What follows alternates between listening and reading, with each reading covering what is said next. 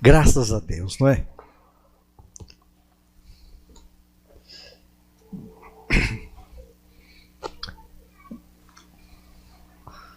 Um texto que tem me chamado a atenção, não é só de mim, há muita gente usando Isaías capítulo 60, versículo 22. Isaías 60, versículo 22. Antes um adendo, a irmã Geisa passou uma mensagem dizendo que o médico trocou a medicação dela e a coisa não encaixou ainda, ela não estava passando bem, por isso que não está aqui com a gente hoje. Então, feito esse aviso, vamos caminhar aqui. Todo mundo achou Isaías 60, 22. Isaías 60 é um capítulo profético acerca da Nova Jerusalém, não é? Falando da Nova Jerusalém. Mas o 22 é que me chama a atenção aqui, diz assim: o menor virá a ser 1000, e o mínimo uma nação forte. Eu, o Senhor, a seu tempo, farei isso prontamente. Nessa versão que nós estamos lendo, né? Deixa eu ver aqui, eu tenho uma outra Bíblia aqui. Deixa eu botar o texto ali que fica mais fácil para quem vai. Isaías.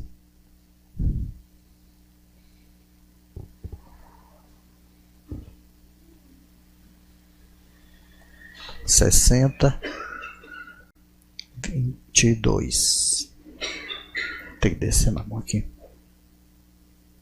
Isso.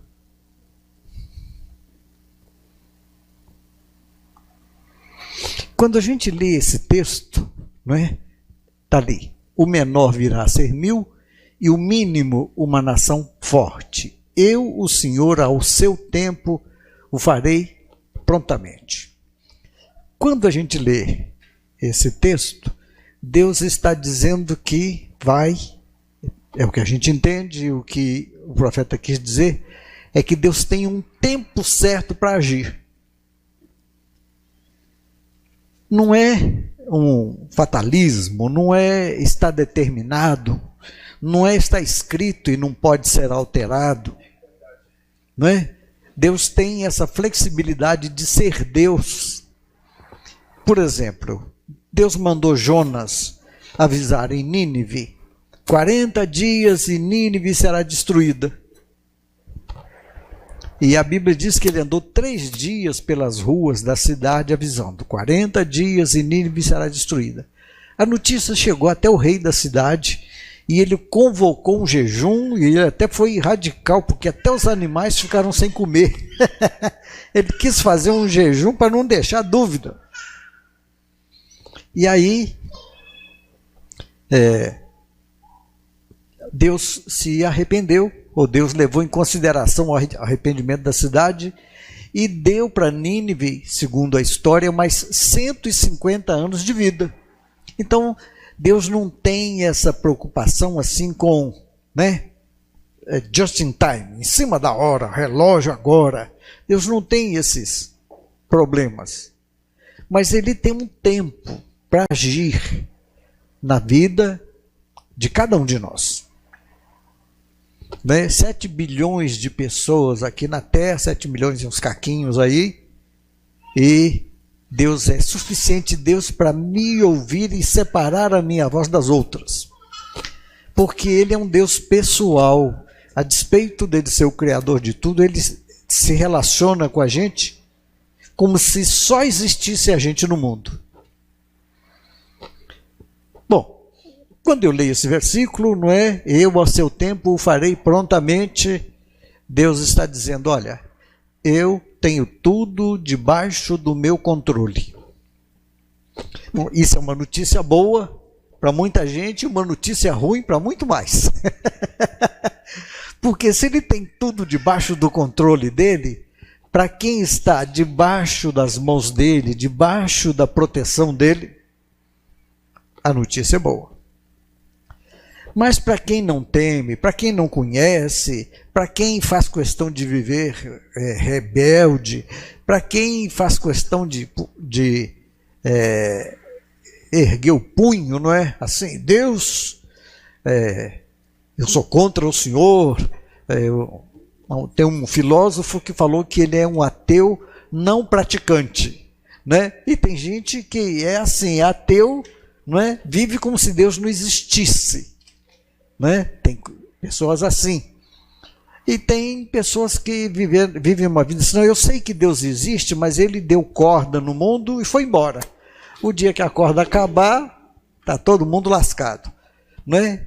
E tem gente que, não, eu sei que ele existe, mas eu decidi viver contra ele. Tem gente rebelado, especificamente endurecido, que diz, tem que ser do meu jeito, não é? E a gente herdou isso de Adão, esse negócio de querer viver do meu jeito, não é? E, então, a gente traz isso está na nossa inclinação, porque é mal, no nosso DNA, no nosso viver, a gente quer viver como se Deus não existisse. Bom, então eu disse que a primeira notícia aqui é que Deus está no controle. Isto, creia você, não creia, não faz diferença para ele, ele continua no controle. Você lê a história, você entende a história e descobre isso. Por exemplo, no livro de Daniel, Deus avisou para Nabucodonosor. Nabucodonosor era um imperador, o império dele era o maior da época, e ele dormia uma noite preocupado com o que vai ser no futuro, o que vai ser depois de mim, como é que vão ser essas coisas, e teve um sonho. E num sonho ele viu uma estátua com a parte de cima a cabeça de ouro, depois o tórax e os braços de prata, e depois a coisa veio descendo, não é? E depois os pés de barro misturado com ferro, o abdômen aqui em volta de bronze, e ele viu aquela figura. E até foi pitoresco, porque ele passou um pregão, chamou os seus sábios e disse, olha, eu tive um sonho. Não lembro do sonho. Como vocês estão ligados aí a esse mundo espiritual, eu quero que vocês me contem qual foi o sonho e qual a interpretação. E os sábios dele lá disseram, não é assim, rei. Isso que o senhor está querendo, só os deuses podem resolver, e os deuses não habitam entre os homens. Então vou mandar matar vocês todos. Aí a notícia chegou em Daniel, que fazia parte do conselho lá dos sábios, mas não estava presente nessa reunião. Quando o executor chamado Arioque chegou lá e disse, olha, o rei deu uma ordem para matar todos os sábios. Bom, mas por quê? Por causa disso, ele teve um sonho, ele sabe que teve um sonho, mas não sabe que sonho que é, e ele quer que os sábios contem o sonho e dêem interpretação. Daniel então pediu um prazo, foi lá, né, pediu uma audiência, falou com o rei, só dá um prazo, nós vamos descobrir isso. E chamou seus amigos e oraram. E aí Deus mostrou para Daniel, em visão, o sonho do rei.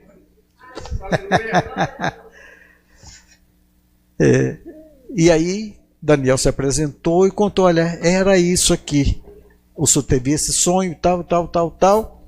E o significado é esse. Deus mandou dizer que o senhor é a cabeça de ouro de uma era, de uma época. Mas que depois do senhor vem um outro reino menor em importância, não é?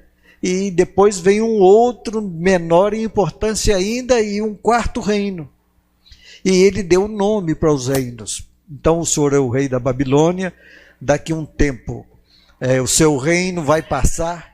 Irmãos, que coisa, não é? Ele está dizendo, o seu reino vai passar. Porque vai passar, Deus está no controle. E aí vieram os medo-persas, né? Os persas e a Média se uniram e formaram um conglomerado e avançaram e venceram Babilônia. Daí os dois braços, medo-persa, da estátua. E depois, então, veio o Império da Grécia, não é? Com Alexandre o Grande, aquele negócio todo. Depois veio o Império Romano, todo dividido, barro e ferro que não se misturam, né? Ajuntam-se por casamentos e tal. E ele deu interpretação de tudo, para lembrar ao rei Nabucodonosor que quem controla o tempo é Deus. Não é? A gente dá glória a Deus porque a gente sabe que você está do lado certo. Para quem está do lado errado, não está, não é? Nós estávamos num velório e tinha um pastor pregando. E o pastor falou assim: olha, se você aceitar Jesus como Salvador aqui e chegar na eternidade e a coisa for purgatório, você não perdeu nada. Se você aceitar Jesus aqui e chegar na eternidade e tiver reencarnação, você não perdeu nada. Se você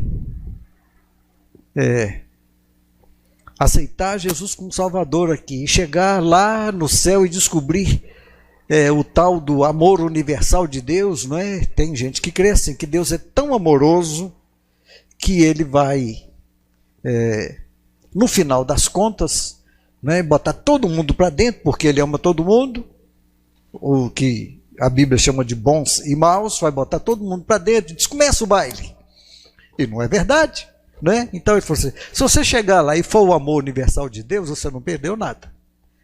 Mas se você chegar na eternidade e a única exigência é que você tenha aceitado a Jesus como Salvador e você não tenha feito, você está frito. Literalmente frito, não é? Então, nós cremos. O Ricardo leu aqui Efésios 6, não é? A nossa luta não é contra carne e sangue. Há um mundo espiritual que a gente não vê. No livro de Hebreus diz que Deus criou todas as coisas visíveis a partir das invisíveis. Então tem um mundo que a gente não vê, não é? Você fica aqui esses anos todos e aprende, estuda e tudo, e depois morre e aquilo é só para virar cinza? Tudo aquilo que você acumulou? Não.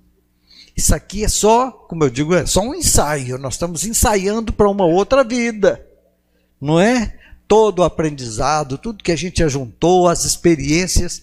E eu queria que você pensasse um pouquinho sobre isso, né? Deus tem o tempo dele. Olha que interessante. Quando a gente lê sobre a vida de José, a gente descobre que a vida de José, desde a tomada de José, né? Desde que ele foi tirado assim da família e vendido como escravo, até se tornar governador do Egito, passaram-se 13 anos. Então, não é, eu sei que a gente olha assim: José amanheceu presidiário e terminou o dia governador do Egito. E é verdade, mas teve 13 anos desde aquele início até chegar lá, né? Porque Deus tem um tempo de maturação, um tempo de aprendizado, não é? José primeiro aprendeu a ser escravo e dizer sim senhor, saber quanto dói ser escravo, não é? Aí foi para a casa de Potifar, o general, e aprendeu a viver na abundância. Como é que administra a abundância? Depois dali foi para a cadeia, e lá o carcereiro gostou dele, não é? E o nomeou lá o mordomo da casa. Não era uma promoção, né? Mordomo de cadeia. E aprendeu a administrar o dinheiro curto, a necessidade. Então ele teve que passar pelas duas escolas, para depois, não é, chegar naquele ponto de Deus dizer: agora tá bom, vou te mandar lá para ser o governador do Egito. Bom, quando a gente lê, por exemplo, sobre Abraão, Deus fez uma promessa a Abraão, ele tinha 75 anos. E quando Deus cumpriu a promessa de dar a ele um filho, Abraão tinha 100 anos. Eu não estou querendo te desanimar e dizer que você tem que esperar 25 anos, não, mas não é? Mas estou querendo mostrar que Deus tem o tempo dele. Quando ele diz, farei isso prontamente, o prontamente tem por trás de si um tempo na vida de cada um de nós, não é? Quando você estuda sobre Davi, Davi foi lá, venceu o Golias, o gigante, né, se tornou famoso, começou a fazer umas guerras bem feitas e ganhar, tanto que virou música, né? Não sei se era cordel, não sei se era funk, não sei que música que era, mas as mulheres cantavam, Saul venceu milhares, Davi venceu 10 milhares, e o rei Saul ficou com inveja, né? Sabe, só deu 1.000 para mim, deu 10.000 para Davi. Sabe quantos anos Saul reinou? 40 anos. Nesses 40 anos, Deus foi tratando Davi para que quando ele subisse ao trono, ele pudesse ser o melhor rei, né? Isso Israel comemora até hoje, o melhor rei. O melhor rei não foi Salomão, Salomão foi o mais rico, né? A propósito do mais rico, um dia desses alguém na internet estava fazendo um comentário. Como ele ficou rico, e o outro perguntou para ele na entrevista, mas como é que o senhor ficou rico? Eu fui ler o livro do homem mais rico do mundo. É mesmo? Provérbios. Li Provérbios, fui estudando Provérbios, os princípios de Provérbios. Se Salomão foi o homem mais rico, eu quero saber, e ele passou princípios no livro de Provérbios que eu preciso aprender, né? Depois que eu li Provérbios, comecei a ler Eclesiastes. E olha que coisa interessante, né? Eclesiastes, Salomão diz assim, onde aumentam as rendas, aumentam as bocas que delas se alimentam. Olha que interessante, né? É um versículo bíblico que diz assim, se você começa a prosperar, você tem que botar mais empregados, você tem que agregar mais pessoas e tal, e né? O dinheiro tem que ser movimentado e outros também vão ser alcançados. Né? Durante algum tempo você pode até fazer hora extra com os empregados que tem, mas vai chegar numa hora que você tem que botar mais alguém. As rendas aumentam, as bocas aumentam também. Então a primeira ideia do texto era aquela, Deus está no comando. Essa é a ideia geral, o guarda-chuva da coisa. Deus está no comando. Deus tem um tempo para agir na minha vida, na sua vida. Jesus até lá em Lucas 18 chegou a dizer que às vezes Deus parece demorado em atender. Está lá em Lucas 18, hein? Lucas 18, 8, ele fala assim, que Deus vai atender depressa os seus, mesmo que pareça demorado, não é? Quantas coisas demoram, quantas coisas precisam. Bom, e essa demora, eu chamo de processo. Deus tem um processo na vida de cada um de nós. E não adianta escrever uma apostila sobre o assunto, não é? Hoje está muito em moda os coaches, os livros de autoajuda. Livro de autoajuda vende, né? E aquele negócio todo. Mas sabe, cada um de nós é um microcosmos, cada um de nós é único. O Salmo 139, o salmista escreve, o Senhor me formou de uma maneira maravilhosa. O Senhor escreveu os meus dias quando nenhum deles havia. Então, no processo, Deus tem um projeto para cada um de nós. Claro, eu posso atrapalhar o projeto.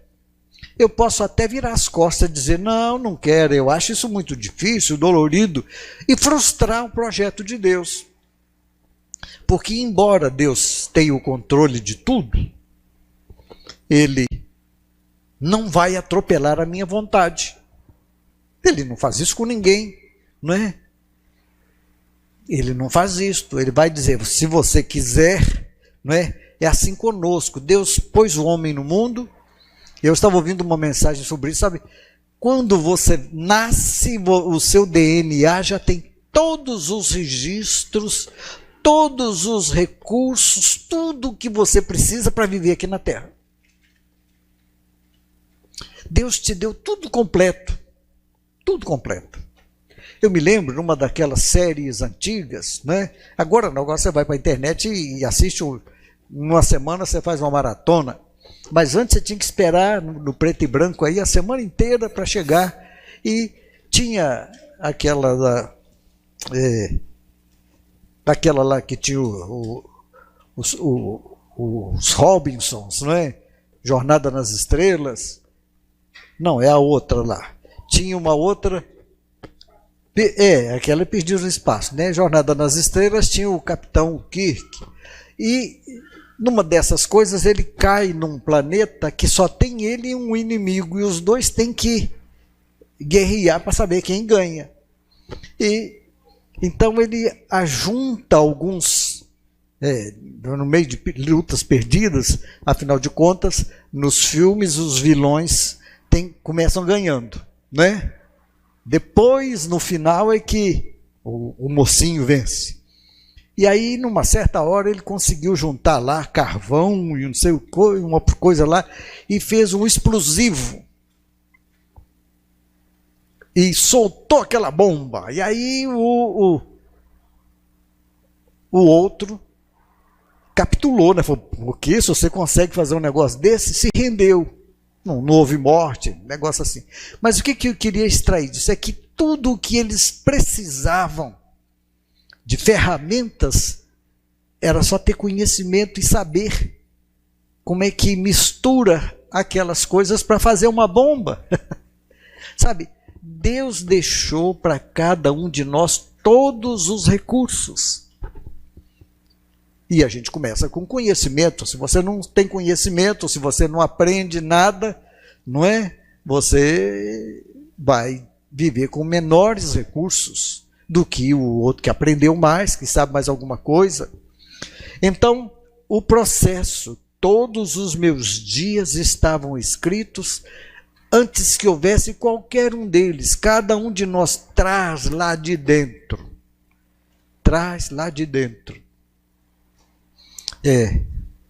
Essa capacidade de viver, de sobreviver, de prosperar. Não é? Você vê na internet, de vez em quando alguém bota um vídeo lá e coloca assim, a NASA precisa, não é? A NASA precisa vir aqui no Brasil para ver os brasileiros, as coisas que o brasileiro ele se adapta para viver.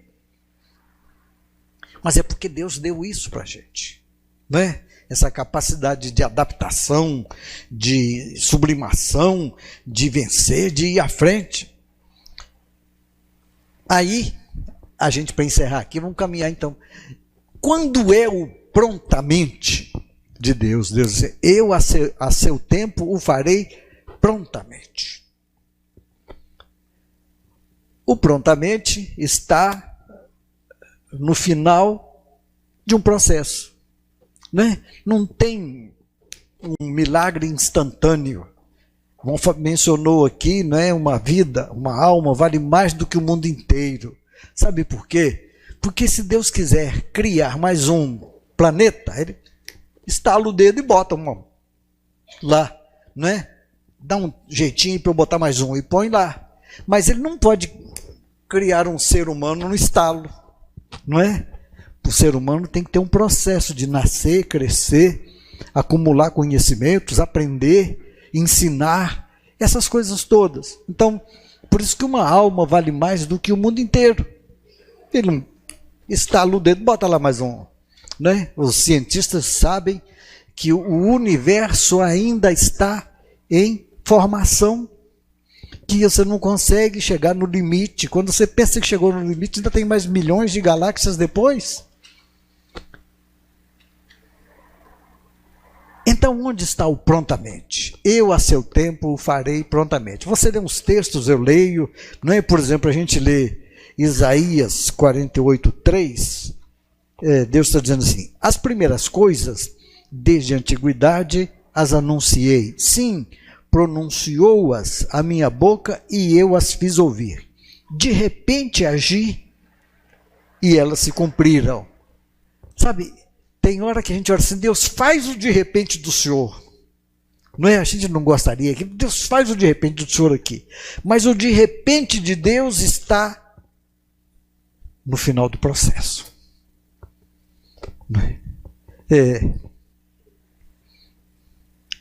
A viúva foi procurar Eliseu e ela chegou, o profeta Eliseu chegou na casa dele, pobre e endividada. Não é? Então amanheceu pobre e endividada, porque ela falou com Eliseu: ó profeta, meu marido morreu e deixou dívidas, e agora os credores vieram para levar os meus filhos. O que eu faço? E Eliseu perguntou: o que você tem em casa? Tua serva não tem nada, só uma botija de azeite. Bom, né? Já dá para fazer um milagre. Então ela amanheceu pobre e endividada e encerrou o dia como empresária, né? Como empresária. Por quê? Porque ela foi lá, né? Eliseu, tem um processo, olha como é que é o processo. Eliseu falou com ela: pede vasilhas emprestadas aos teus vizinhos, vasilhas vazias, não poucas. Olha que coisa interessante, a sua fé, né, o seu milagre é limitado pela sua fé. Se ela pede poucas vasilhas, ela ia ter um milagre de poucas vasilhas. Mas ela foi e pediu vasilhas para os vizinhos, muitas, e começou o seu milagre de entornar a sua vasilhinha e enchendo as outras.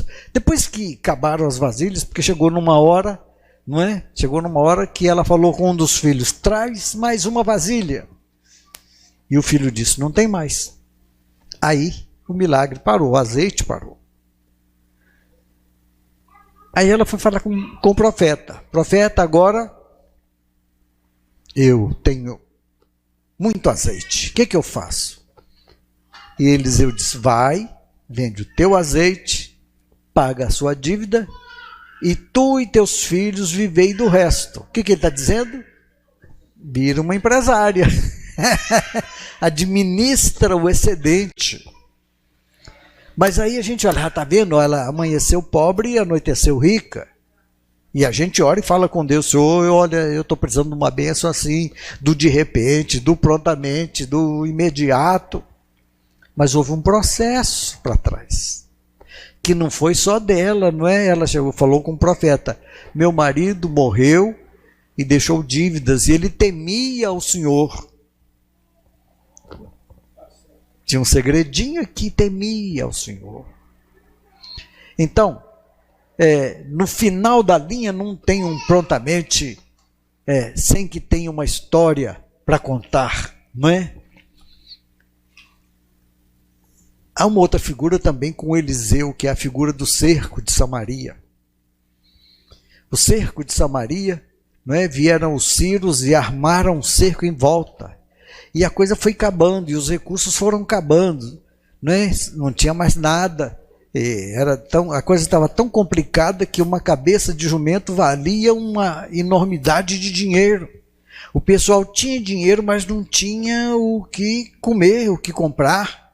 Nem também não adiantava, não é? Não adiantava. O que adianta vender um negócio caro para você e ficar com dinheiro e depois morrer com o bolso cheio de dinheiro? Qual é a graça? Não é? Tem a história lá do homem que teve enfermo e ficou uns dias no CTI de um hospital, e aí recuperou, saiu, não é? E trouxeram a conta para ele. E ele olhou aquela conta daquele tamanho e começou a chorar. E os médicos disseram: o que houve? O senhor não tem dinheiro para pagar essa conta? E era uma conta exorbitante. Ele falou, não, eu estou chorando não é por causa disso. Eu fiquei 3 dias internado aqui, tem esse dinheiro todo para pagar.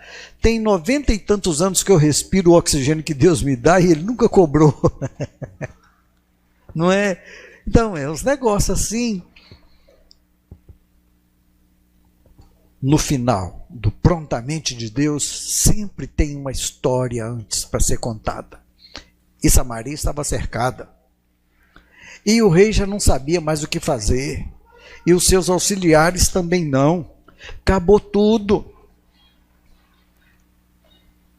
Aí eles foram conversar.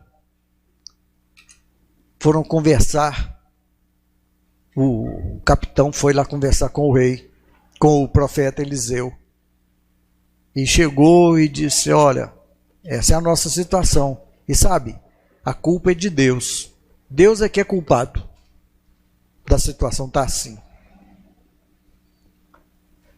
E o profeta olhou para ele e falou assim, ó, amanhã, por estas horas, o cerco terá terminado e haverá fartura de comida aqui. E o capitão olhou para ele e falou assim, nem que Deus fizesse janelas no céu, isso não seria possível. Eliseu olhou para ele e disse, bom, você não creu? Você não vai comer dessa comida não. Vai ficar sabendo dela, mas não vai comer. Então, tem sempre por trás um processo, tem uma história. Sabe o que aconteceu? Deus mandou um barulho de tropas. Bom, o cerco já estava desgastando, parece que era mais de 3 meses ali, e os soldados sírios que estavam lá já estavam assim, já tinham perdido o moral, né? O moral da tropa, aquele negócio. E eles escutaram barulhos de uma tropa e alguém disse, isso é que o rei de Israel contratou os exércitos heteus. Eles pensaram no exército mais bárbaro que havia na época, os heteus. E fugiram. Olha, Deus não precisou fazer nada, só mandou um barulhinho de exército. E o povo fugiu. E aí, 4 leprosos que estavam do lado de fora dos muros olharam um para o outro, se a gente ficar aqui a gente morre. Se a gente entrar dentro da cidade, lá a morte está mais forte do que no nosso meio. Vamos lá no arraial dos sírios, de repente eles podem dar comida para a gente, prolonga a nossa vida. E foram, chegaram lá, encontraram as tendas vazias, comidas, tudo pronto, tudo certinho. Comeram, né? Separaram algumas coisas para si de riqueza e foram avisar lá para o rei. O rei não acreditou, falou, não, isso é a armadilha deles. Eles deixaram o acampamento e ficaram de tocaia, de emboscada. A hora que a gente chegar lá, eles pegam a gente. Um dos ordenanças disse, a gente tem uns cavalos aí que sobraram aí ainda, que ainda não foram comidos, né? Porque já tinham comido tudo. Sobraram aí uns animais, mandaram verificar, mandaram lá um grupamento olhar e era verdade. E voltaram correndo e disseram, rei, é verdade, lá está tudo vazio. Aí o rei virou para aquele capitão, né? Ele falou assim, organiza o povo aí na porta. E eles abriram, quando abriram as portas e anunciaram, pode ir, o capitão foi atropelado ali na porta e morreu. E o povo foi lá comer. Então, veja, Deus tem sempre uma libertação, Deus tem sempre um recurso, mas quando você vai olhar aquilo, tem uma história por trás, o tal do processo.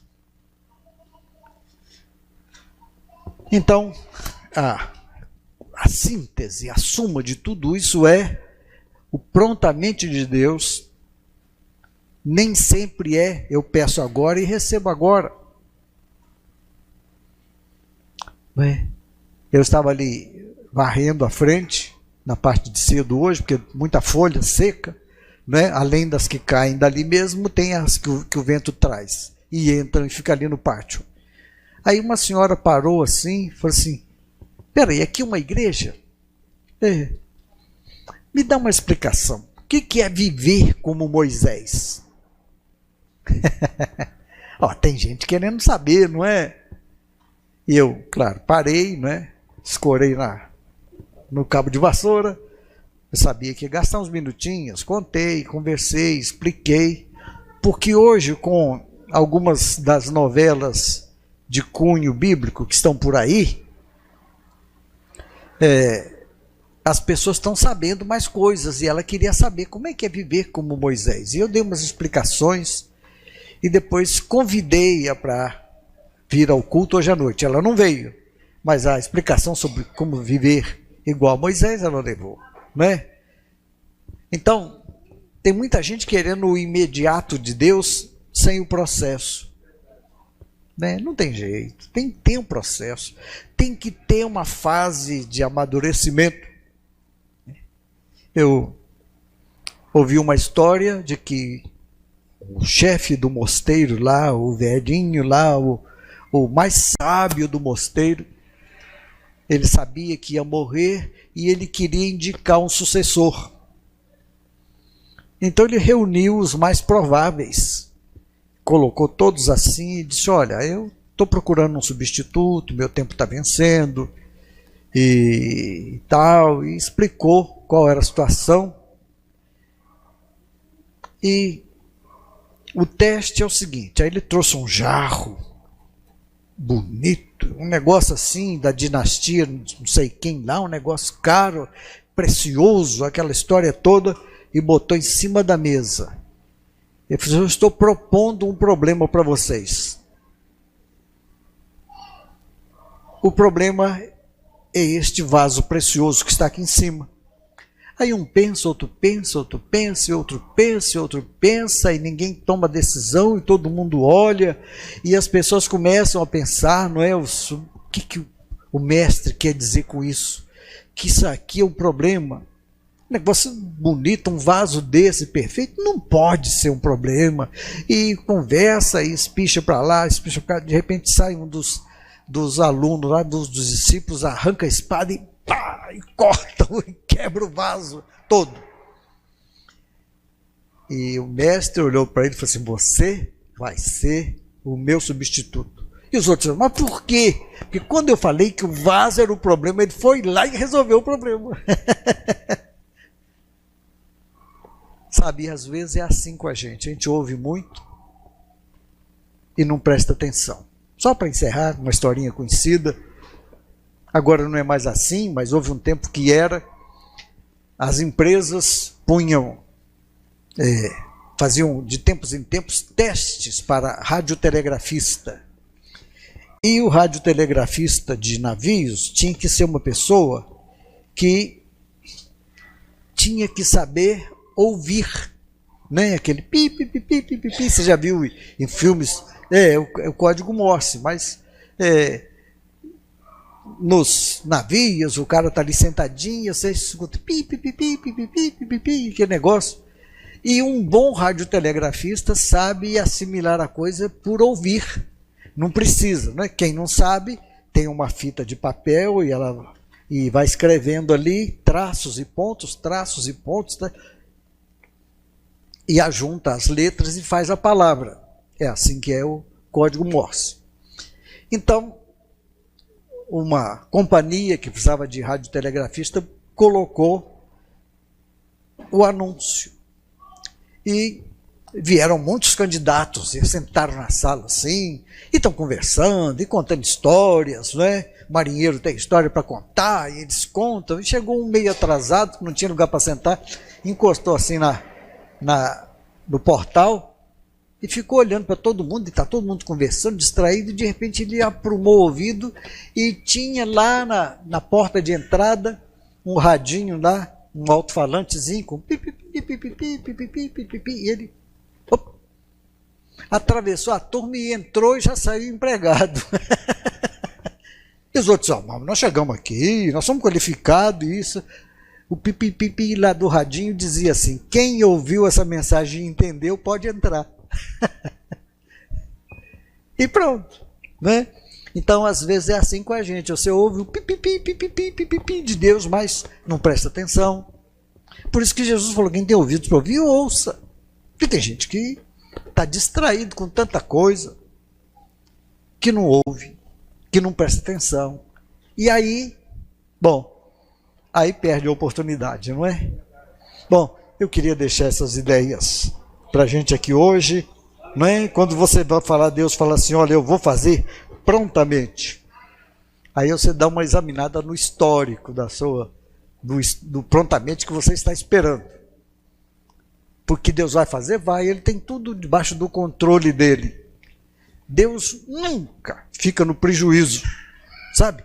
Ele nunca fica no prejuízo. Deus é capaz de extrair lucro de toda e qualquer situação. Você vê na Bíblia pessoas em quem Deus investiu e deu errado. Mas ele não ficou no prejuízo. Sabe por quê? Porque tudo é dele. Ele disse, minha prata, meu é o ouro. Tudo é dele. E ele às vezes empresta para alguém, né? Deixa usar um tempo, viu que não usou bem, ele recolhe e passa para outro, né? Deus faz alocação de verba, o recurso que está aqui na terra, tudo é dele. Se você usa bem parte do que ele deu, ele te dá mais. Se você não usa bem, ele transfere para outro, né? Ele faz um Pix, que agora está na moda, né? Faz um Pix e imediatamente muda para a conta do outro, né? É assim. Bom, que o Senhor nos abençoe.